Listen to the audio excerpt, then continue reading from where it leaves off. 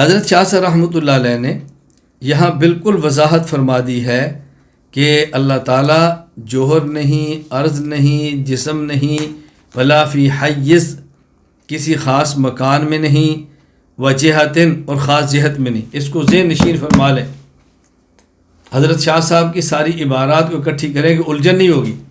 بعض حضرات کو شاہ صاحب رحمۃ اللہ علیہ کی حجت اللہ البالغہ کی عبارت سے دھوکہ لگا ہے کہ جہاں شاہ صاحب فرماتے ہیں اثبت نفسہ جہتن، اللہ نے اپنی ذات کے لیے جہت کو ثابت کی ہے، حالانکہ عقیدے کی کتاب میں شاہ صاحب خود فرما رہے ہیں اللہ تعالیٰ کسی خاص جہت میں نہیں ہے۔ تو جب جہت کی نفی کی جا رہی ہے تو کیسے ہو سکتا ہے حجت اللہ میں یہ بات فرمائے کہ اللہ نے اپنے جہت کو ثابت کی ہے؟ عقیدے کی بات تو وہی معتبر ہوگی جو عقیدے کی کتاب کے اندر ہو۔ توجہ رکھنا، حجت اللہ تو مات عقیدے کی کتاب نہیں ہے، عقیدے کی کتاب تو عقیدۃ الحسنہ ہے۔ اب شاہ صاحب کو اس عبارت کا مطلب کیا ہے؟ وہاں شاہ صاحب رحمۃ اللہ نے عنوان قائم کیا ہے کہ شارع جب بھی کسی کو مخاطب کرتا ہے تو شارع جب بھی کسی کو مکلف کرتا ہے تو مخاطب کی عقل کے مطابق مکلف کرتا ہے اور مخاطب کی عقل کے مطابق گفتگو کرتا ہے۔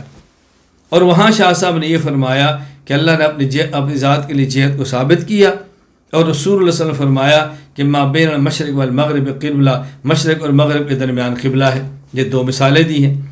اب جس طرح وہاں مشرق اور مغرب کے درمیان ہمیشہ قبلہ ہو، یہ نہیں ہے۔ قبلہ تو کعبہ ہے، لیکن مدینہ منورہ میں قبلہ مغرب کی طرف نہیں ہے، وہاں شمال جنوب کا مسئلہ جنوب کی طرف ہے۔ تو فرمایا مشرق اور مغرب کے درمیان جو پوری جہت ہے یہ کعبہ ہے۔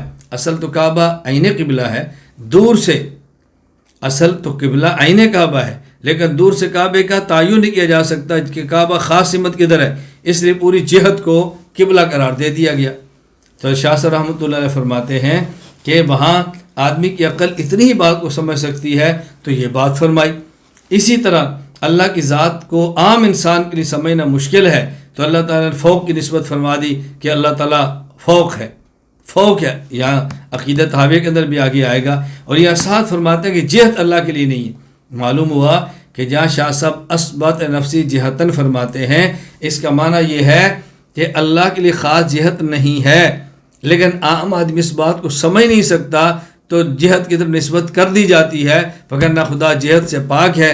جس طرح کہ شاہ صاحب نے یہاں بالکل وضاحت فرما دی ہے، الجھن کے اندر مبتلا نہیں رہنا۔ یہ بات اچھی طرح ذہن نشین فرما لیں۔